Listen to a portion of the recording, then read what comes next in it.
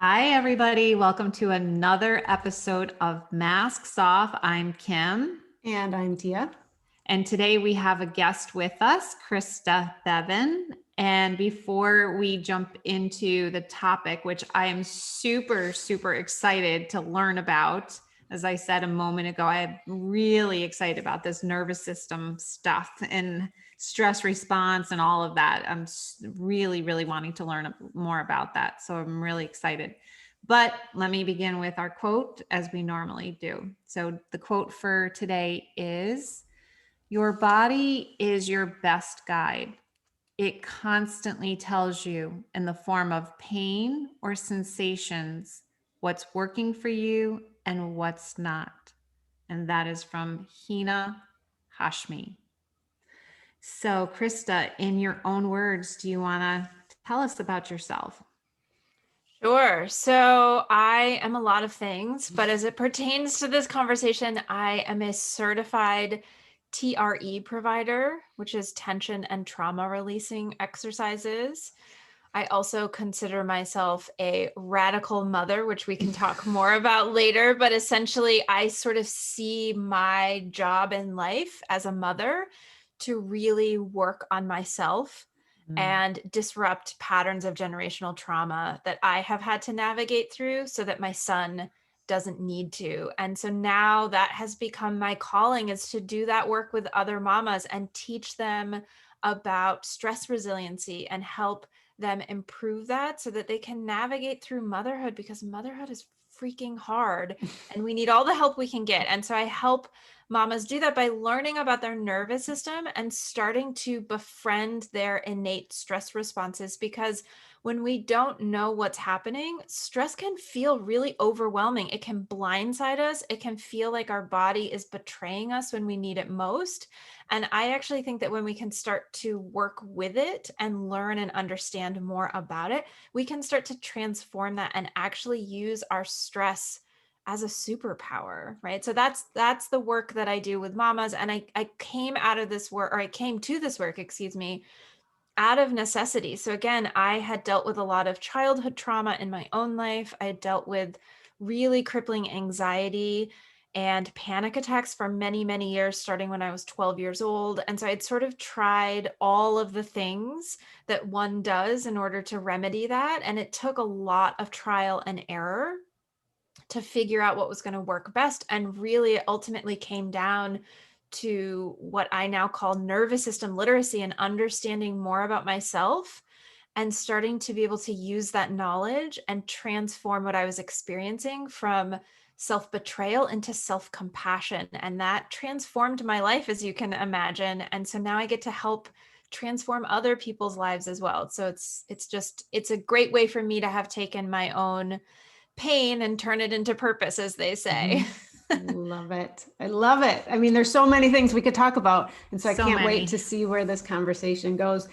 And I love how you talked about the stumbling blocks, turning them into superpowers. And especially in motherhood, we need as many of those as we can, because our nervous system is constantly bombarded with interactions with our kids, because they're mirroring back to us, as you know, where we need to go and break those patterns and heal. But if that nervous system gets in the way and doesn't allow us, and so the work you do is amazing. And I love the term nervous system literacy. Can you tell us a little more? Like, what is nervous system literacy?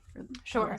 So it's a term that I created that sort of, embodies all of these different things that I'm talking about, right? So I like to say that I teach the ABCs of nervous system literacy, which is, we start with A, which is awareness, right? So this is learning about our stress responses, learning how our body is innately designed to respond to stress, right? So many of us think that we're doing something wrong when we react as a stress response, when really our body is trying to regulate itself. Our body is trying to take care of itself, and it's doing exactly what it's supposed to be doing. So that comes under the first letter under the awareness umbrella. And then next we have B, which stands for befriend, right? So it's about taking those stress responses and really starting to learn how to work with them. And again, stop seeing them as stumbling blocks and instead see them as superpowers. And we do that by learning about these things and embracing them and acknowledging them for the purpose that they serve in our life. And then finally, C stands for compassion, right? So when we start to understand these things about ourselves, start to befriend them, start to transform how we interact with ourselves, it really leads us down this path to where we can start to extend ourselves more compassion. And ultimately, what's so beautiful about compassion and self-compassion is that the more you give to yourself, the more you realize that that actually starts to spill out over your water's edge and start to affect your relationship, not only with yourself, but also your relationship to the whole world, to the stranger you see walking down the street, to your child, to your parent, to your coworker, to your spouse, to everyone in your life. And ultimately, that makes for a happier, healthier, better exchange between people. And it makes showing up in life a lot easier.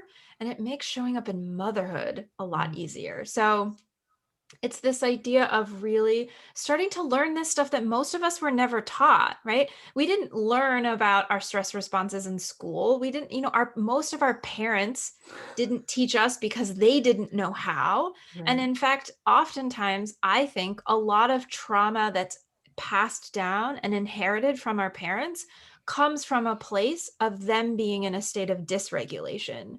And when we can start to understand that and understand our role as a parent in perpetuating these things through our own dysregulation, it gives us the power to, again, interrupt that cycle and start to do the work we need to regulate ourselves, so then we can co-regulate our child better, so that we can then show them how to be more resilient to stress. We can embody the tools that we need, and then we can model and demonstrate that for them as well. Because as we all know, our children are watching us. They're watching what we do. It's so funny.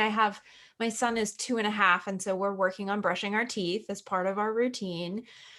And I'm standing at the sink the other day and I'm brushing my teeth, and then I go to spit out the toothpaste and he goes, and I'm like, and it's so funny because I don't even have to tell him to spit. He just sees me do it and then he models it. And it was one of those like moments that was just so in focus of how much they're watching us, right? So it's like, and toothbrushing is so simple, but think about what he's learning when he watches me handle something that's stressful in life or overwhelming in life or makes me sad in life or makes me angry in life. He's watching that and then mimicking me as much as he is when we're brushing our teeth together. Exactly. And so when we can start to own our place in being a role model for our children and really step up to the plate that as the parents that we want to be, we have so much power. And it's such an amazing gift that we can give both to ourselves and also our children to make this difference for them.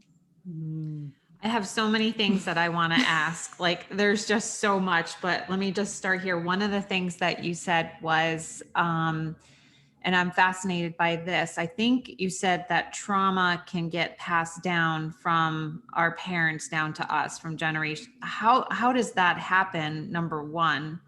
And then number two, once you even, like me now having that awareness or that understanding that trauma could have been passed down from my parents to me, helps to give some like okayness to and understanding to what I have been experiencing, rather even some normalcy, rather than thinking my whole life there was something wrong with me because of how I felt and how I reacted to this trauma that was in my body that may have gotten passed down from my parents. So can you say a little bit more about how that happens? Sure. And that's exactly it, right? That's the power of this awareness, is that it takes it from there's something wrong with me to, oh, that makes sense. I can start to see where that came from. And now I can work with it, right? Because when you feel like there's something wrong with you, that's a really defeated position to be in. It doesn't feel good. It's not empowering to feel like you can do something about it if you are inherently wrong, right? And this is a lot of the work that I do with moms too, is addressing shame at its core, which is the sense that you have done something wrong, that you are wrong, and transforming that into, no, you actually suffered from trauma. And so now we can do something to heal that trauma, because there actually isn't anything wrong with you and you aren't broken. So the way that trauma can be passed down from our parents is through a number of different ways. So there's epigenetic changes, right? So our gene expression can actually be affected through our parents' experiences. And this is a whole field of study that's really, really fascinating. They've done lots of studies on this, especially looking at like Holocaust survivors, looking at their children and even their grandchildren. And their grandchildren are more susceptible to developing PTSD, even when they haven't experienced significant trauma in their own lives, because of the genetic changes in their grandparents, right? So we know that there are genetic changes that carry down through bloodlines, but then there's also things that are rooted more in our attachment and the way that we were attached to our parents, right? So in our very early years, the primary attachment that we have with our parent or primary caregivers really sort of sets the stage in our nervous system. It sort of lays a foundation of how we interact with the world later on. And so if our parents, let's say, were really dysregulated and they were really in a place of not being able to connect with us properly and be attuned to our needs and properly co-regulate us, right? Because as babies and children, we don't have the capacity for self-regulation. We depend on others for co-regulation. We do as adults as well, but as adults, we also have the capacity to self-regulate. So as babies and children, if our parents weren't regulated and then we were dysregulated, they weren't able to co-regulate us effectively. Is this making sense? And Totally. so what that can do is it can create insecure attachment patterns. And that's, again, it's sort of like creating the foundation of a house on a bad foundation. Not to say that you can't do work later to repair that, but it sets you up in life as being more prone to dysregulation yourself. It makes it harder for you to learn self-regulation. It makes it harder for you to stay present and calm and attuned to your own children when they start throwing a tantrum on the floor, because you don't have co-regulation skills as good as you would have if you had learned good co-regulation skills from your parents. And so that's a form of trauma that can be passed down. And so you can see how these things start to sort of perpetuate themselves. You can start to look at your parents, but then you can also start to look at their parents. What were their parents like? How were they raised as children? Were their needs met and fulfilled as babies, or were they ignored? And sometimes these things are social norms, right? In the 50s, I have a dear friend who's older than I am, and her mother, even if she was screaming her bloody head off, would only feed her every, whatever it was, 4 hours, because that was the social norm. And that's as often as babies needed to be fed, which we now know is so untrue. Right. But that was what they did. And so my friend was only fed every 4 hours. And so now she has trouble feeling worthy of having her needs met, because on a very basic level, that's a traumatic experience for a baby. And so these things have affected her in her adult life. She has an awareness of it, so she's been able to do repair work to not pass that down to her daughters. But the point is, if you don't have that awareness, it's really easy to then perpetuate these things and cause these sort of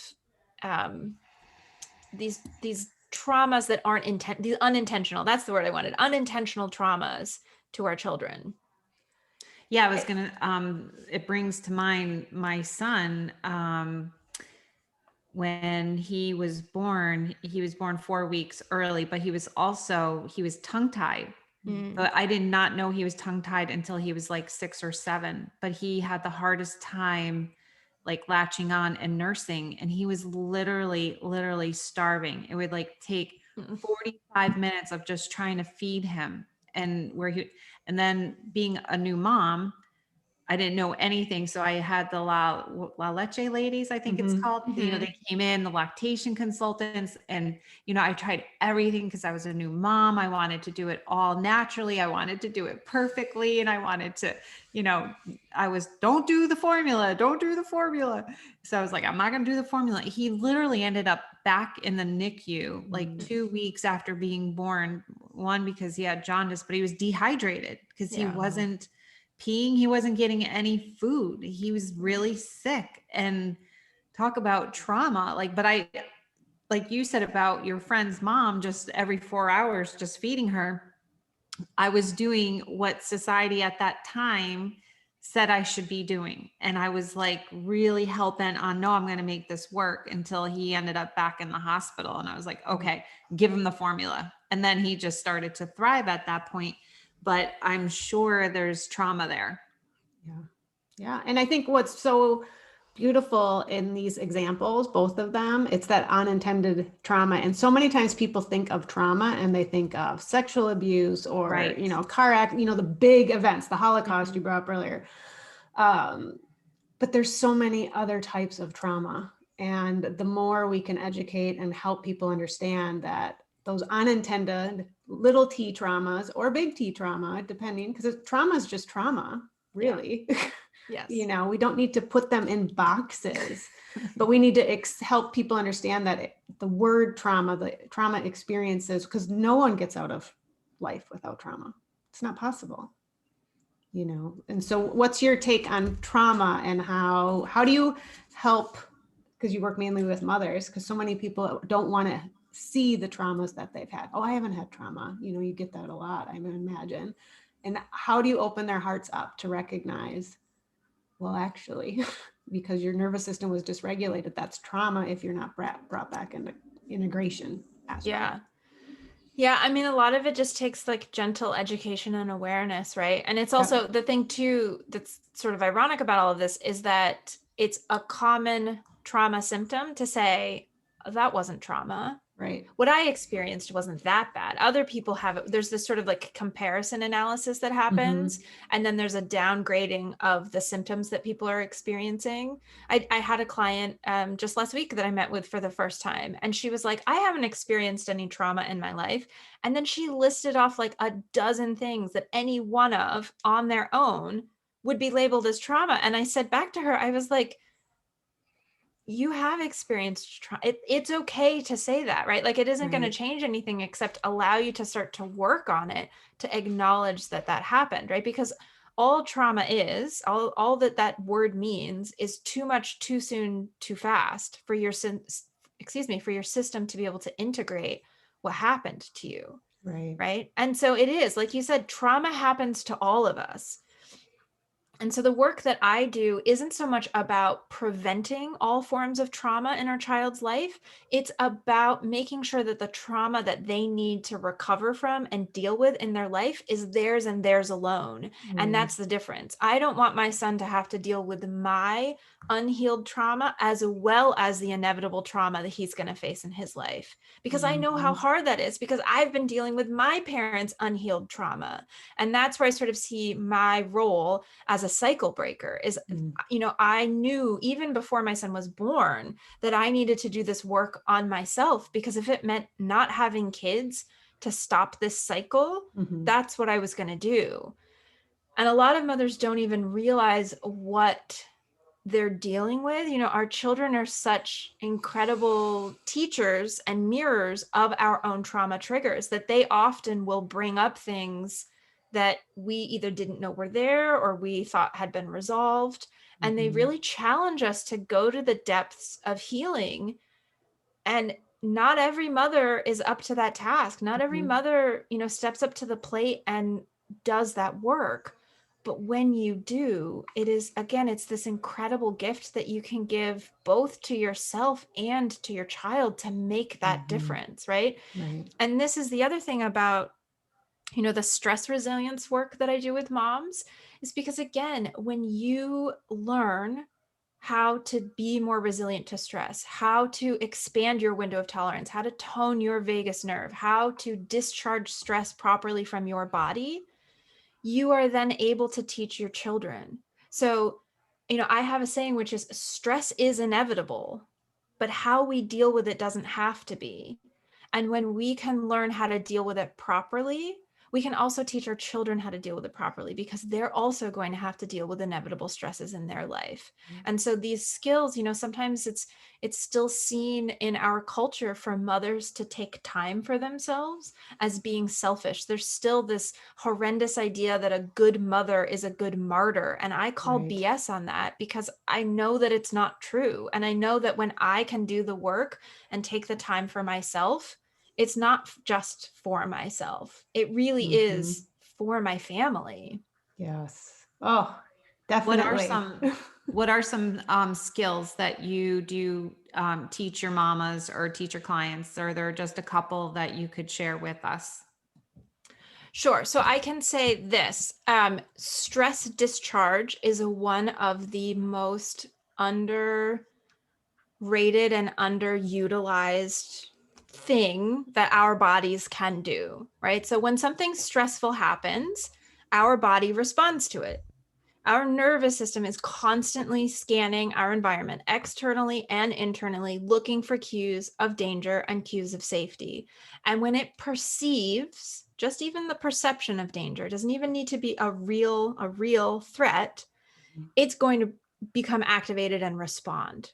That's exactly what we want it to do, right? If we hear a noise and we turn and we orient to that and our heart starts beating a little bit faster, that's exactly what we want to do. And then we realize, oh, it's not anyone breaking into my house. The trash can fell over. And then we want to be able to come back to baseline, right? The problem is most of us don't do that. We go from one stressful thing to the next stressful thing to the next stressful thing. And we become like cortisol junkie. We become addicted to these stressful hormones coursing through our body. And so the best thing you can do is start to understand the stress discharge pathways that your body has built in. So some of them are laughter.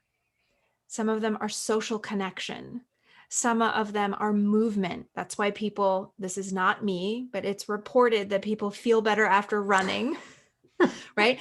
Because exercise is burning off those stress hormones. So understanding that there's breath work is another way to discharge stress from your body, right? There's creative expression is another one. Gratitude is another one, right? There's all these different pathways. Shaking, that's what I do with clients with TRE, right? Our body has a natural shaking component to it. If you've ever seen your dog shaking when there's a thunderstorm or when there's fireworks, we think, oh, they're so stressed. Look, they're so scared that they're shaking.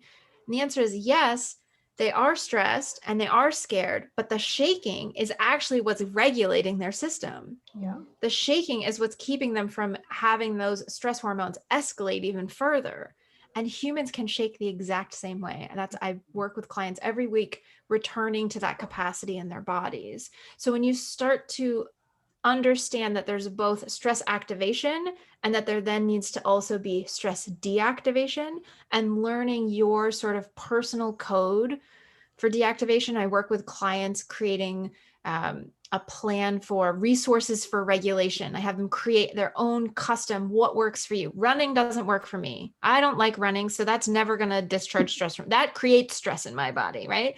But yoga is something I can do. So learning about your body and learning what ways your body responds to discharging stress best, and then starting to incorporate those into your daily life so that your stress cup doesn't overflow, are some of the best things you can do to take care of yourself and also create more resilience to future stress. It does both. It discharges the stress in the moment and creates resiliency moving forward. Love that. And I mean, there's so many things, because this culture that we live in, just like you said, mothers and martyrdom, there's that thought of just power through, power through. And when we're doing that, we're not allowing that discharge. And I love that you brought up the dog. I mean, Kim, you've heard me with that with horses. You work with a horse, you put them back in pasture. What do most of them do? If they were in a stressful situation, they drop and roll, they get up and they shake, or they run around the pasture bucking.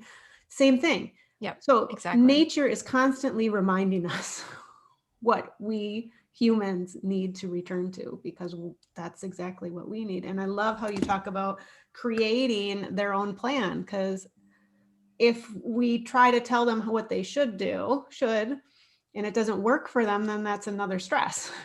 Right. And then it's another place where you think, oh, there's something wrong with me. Like if I Yes. believed the only way to discharge stress was through running, I would think that there was something flawed with me because I hate running. Yeah. My sister, on the other hand, loves to run. She runs marathons. She chooses to run.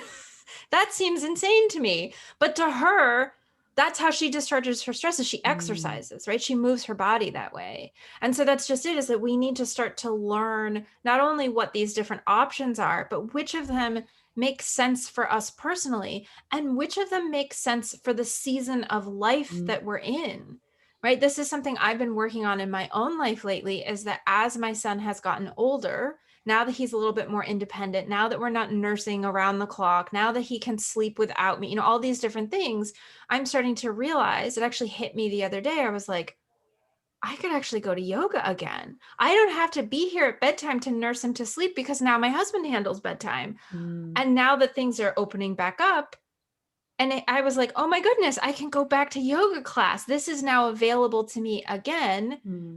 And in its absence, I've been doing other things to sort of, you know, fill that void in my life. But the point is, like, learning these things, becoming literate of your own self, again, is so empowering to be able to make the changes that you want in your life. And isn't that part of the healing too? Oh, absolutely. Yeah. Yeah. Because then you're connecting to yourself, which Exactly. is what you talked about earlier, and how it's such an important piece.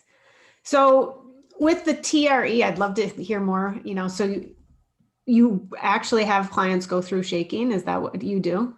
Yeah, they literally shake, right? In the TRE world, we call it tremoring. Okay. I'll be honest, I don't love that term because most people hear it and they go, I don't want a tremor. That sounds bad. Why would I want a tremor? So I call it shaking. But we are, you know, I tell clients I'm not teaching them how to shake. I'm helping them remember how to shake. Because again, this is an innate capacity of every mammalian nervous system. All mammals can do this. We've all experienced shaking in our body at some point and probably didn't understand what was happening and attributed it to something else. But the reality is we can all remember how to do it. And when we do, it's one of the ways that your body can sort of discharge that extra stress. So one of the ways that a lot of the mothers that I work with, if you've ever given birth to your child, have experienced shaking, is for a lot of women after labor and after delivery, their legs will shake. Right? I don't know if either of you experienced that, but they can shake pretty violently. When we're doing TRE, we're doing it, you know, we're controlling it more. It's self-directed and you have control over it. So it's never out of control.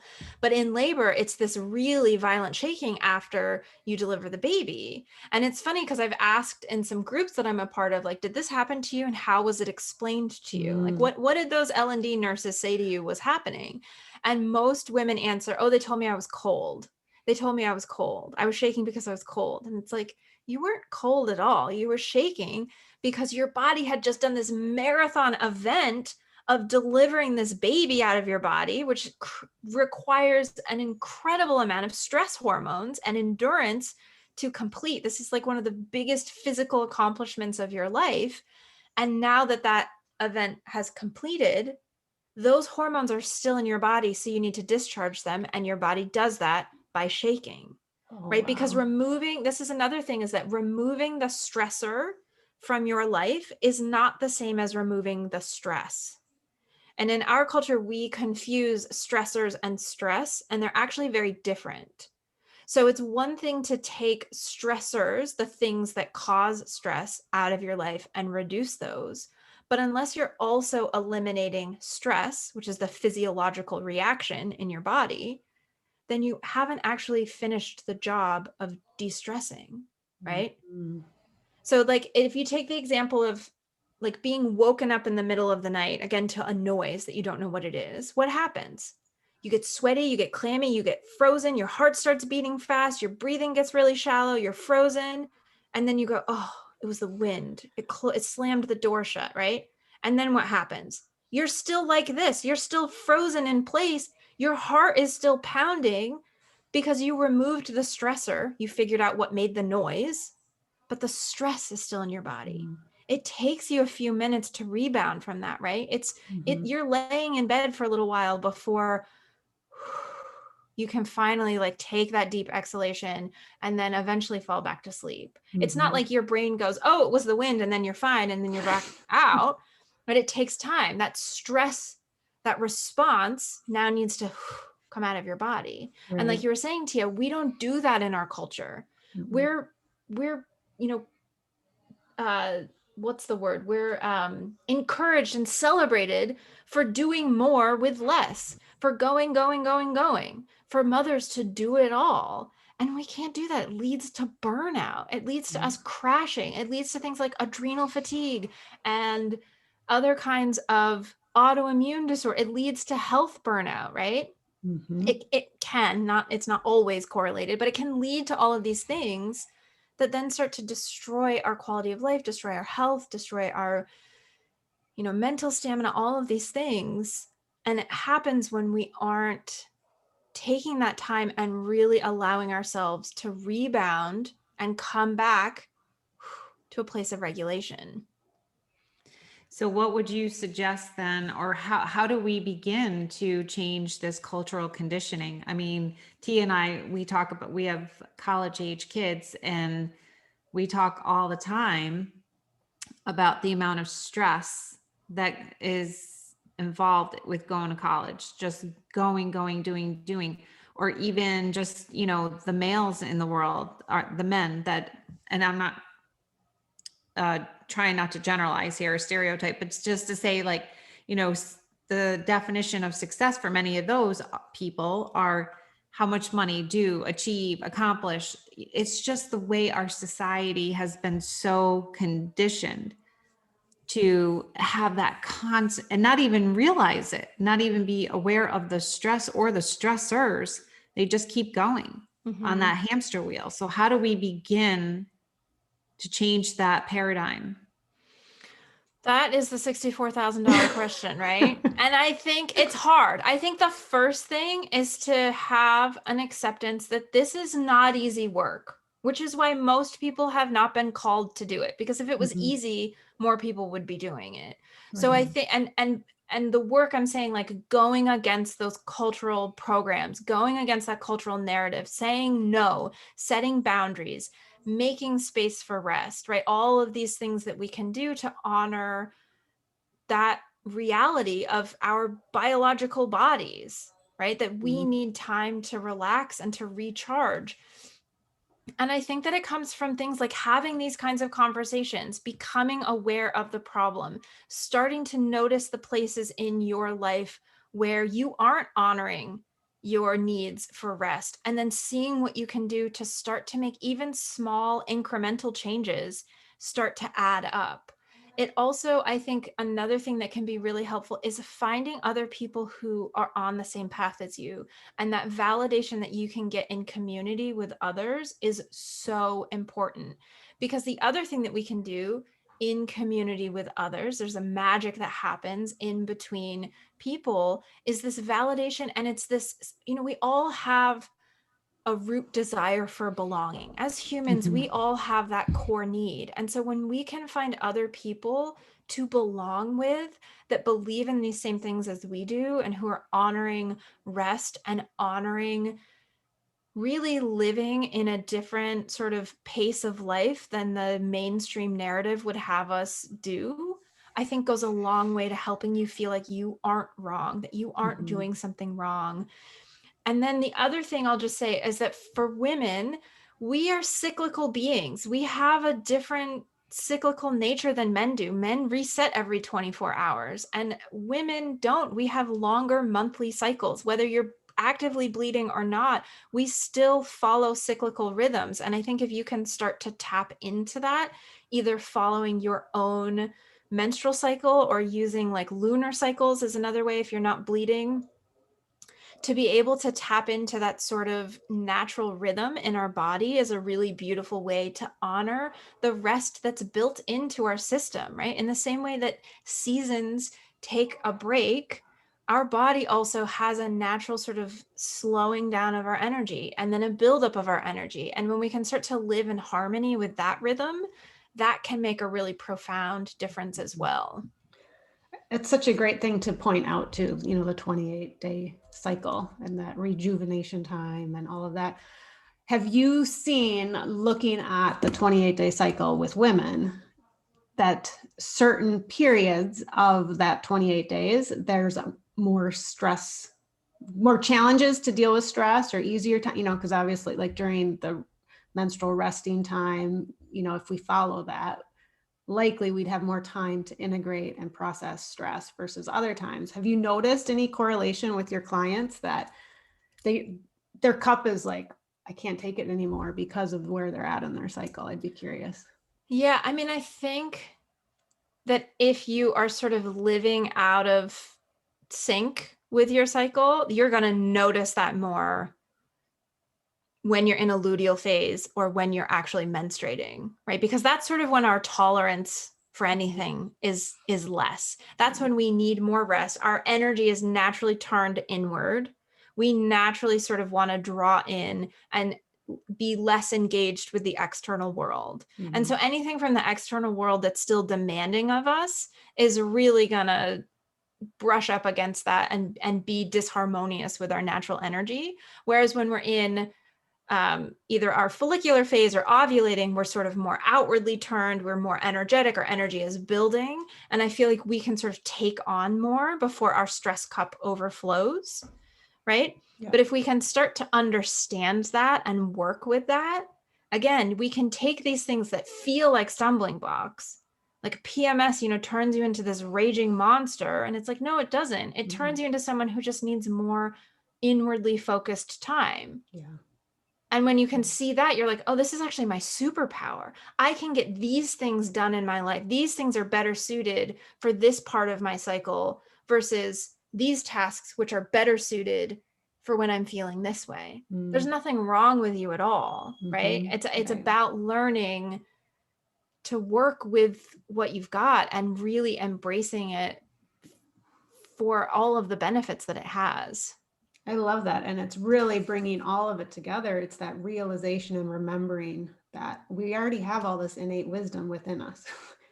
We've just severed from that because of culture and generational patterns and trauma and all of that. And so helping your clients and creating these communities to remember that we innately know what to do if we just get back in touch with what our needs are, what our body needs in this moment. How do we need to process, you know, whether it's, I'm not a runner either. I know Kim runs. So when Kim goes for a run, you know, I mean, taking that, honoring, and I feel like breaking that, and then, you know, your son is seeing this, and so his experience is going to be different. And should he choose to have children, the next generation is going to take that on. And so Kim and I talk about this all the time, that it starts with us and then it spider webs out. And so in a couple generations, maybe this will be the norm. This will be the cultural norm. Hopefully. Yeah, exactly. And that's, you know, that's why I call the women I work with radical mothers. The word radical is this idea that goes against the narrative, right? And it's also, if you look at the root of that word and sort of the etymology of that word, it from radic, which means root, right? It's getting back to the roots of these things that we already know, reconnecting to ourselves.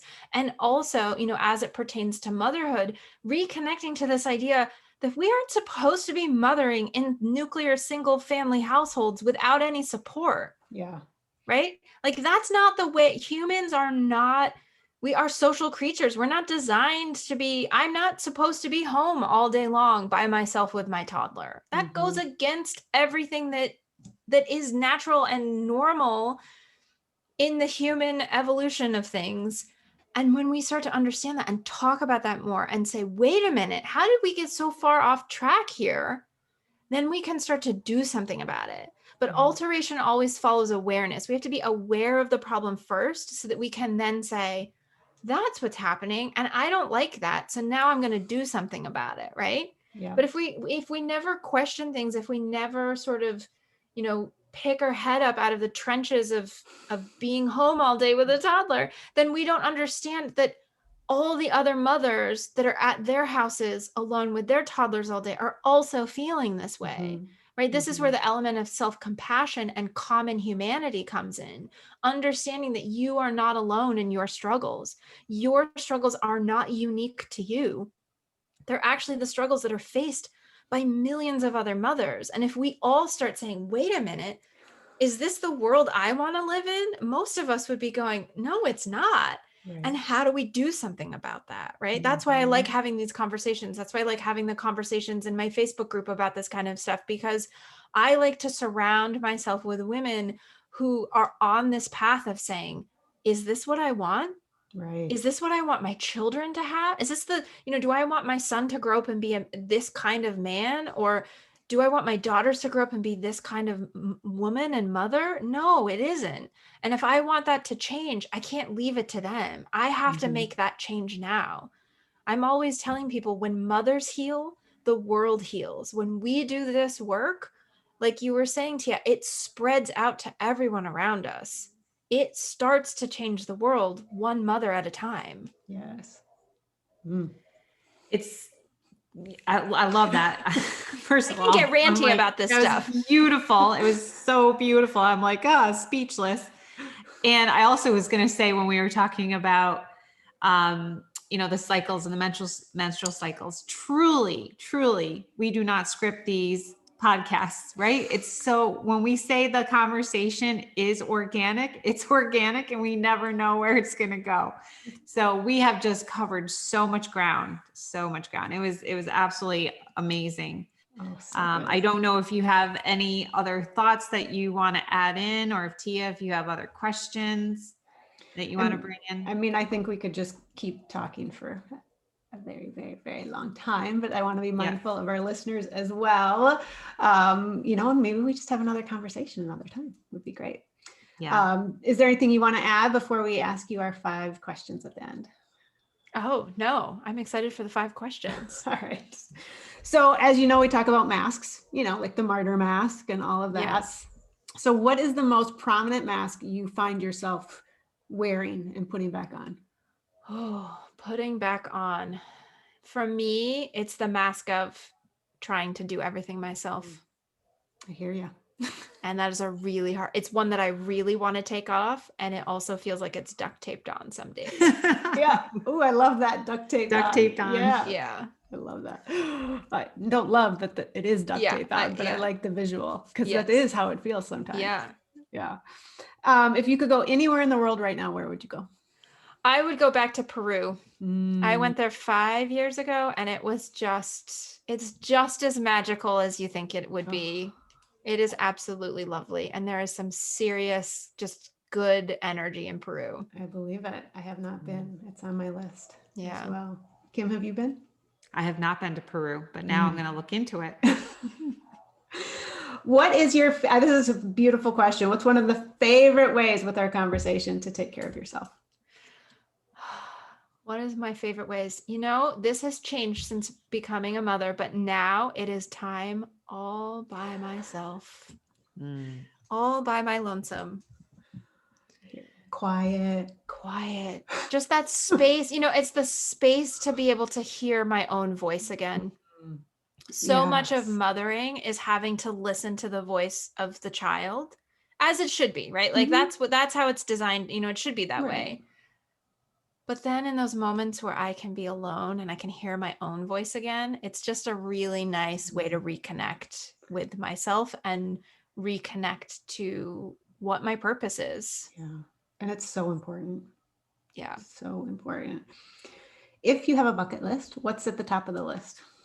Oh, well, right now it's buying a house, a really big house with a lot of land. That doesn't have to be a big house, but a lot of land, and being able to work and live and homestead and all of that fun stuff.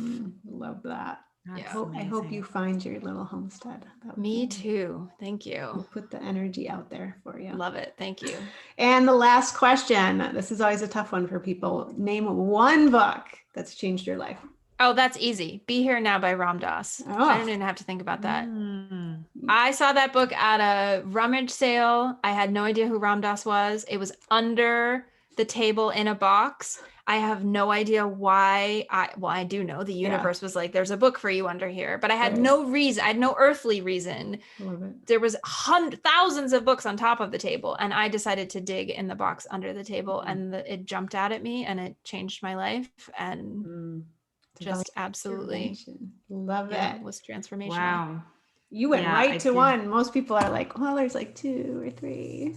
I mean, there's hundreds of other books that have changed my life as well, but that's the one that and it absolutely has a great story to it as well. It's just I'm completely smitten, totally in love. Oh, wow, that's awesome. So this has, again, been an amazing conversation. So thank you so much. How can our listeners get in touch with you if they want to reach out? Sure. So you can connect with me on my website, which is christabevan.com. But then I also facilitate what I call a virtual village on Facebook, which is called the Radical Mother Village. You can search for it on there and find me there. And I'm having these kinds of conversations with other like-minded mamas on this path in that space. And your podcast. And you have a podcast. Yes, thank you. And my podcast. Thank you for being amazing. My PR person. Yes, I also have a podcast, which is called The Radical Mother Village as well. So fantastic. Yeah. Beautiful. And you have a gift for the listeners that you want to talk about? Yes, I do. So I have the Calm Mom strategy. So again, I've talked about this on the show already, but stress is inevitable, but how we deal with it doesn't need to be. So the Calm Mom strategy is a 3-step approach for planning for the inevitable stress of life, predicting it, making a plan for it, and really working with it so that you can be more of the calm mom that you are craving. Love it. Love it. Well, thank you so much for sharing your wisdom. Amazing conversation. Really appreciate it. And everyone should go grab that Calm Mom and check out your Facebook group as well. And podcast. Yeah, I really did enjoy the conversation. I just feel like you are so articulate and you get your message out very clearly. So I really was engaged the entire conversation. So thank you so much for being here today. And we'll have all the information in the show notes as well. So if someone didn't have a chance to catch it, it'll be in the show notes. Definitely. Perfect. Thank you. I appreciated the conversation as well. Thank you. Have a great rest of your day. You too. Thanks, everybody. Bye.